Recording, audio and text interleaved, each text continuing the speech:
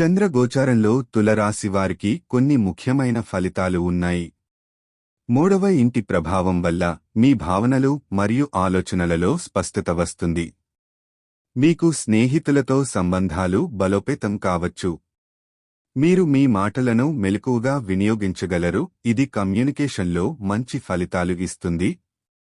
సంఘంలో మీ ప్రస్థానం పెరుగుతుంది, మిత్రులతో కలిసి నూతన ప్రాజెక్టులు ప్రారంభించే అవకాశాలు ఉన్నాయి.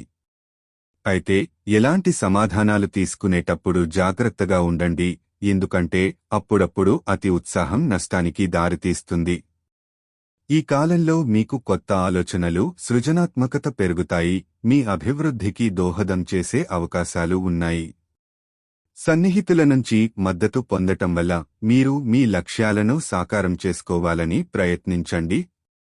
సంక్షేపంగా చెప్పాలంటే, ఈ గోచార కాలంలో మీ స్నేహాలు, కమ్యూనికేషన్ మరియు సృజనాత్మకతను ప్రోత్సహించండి.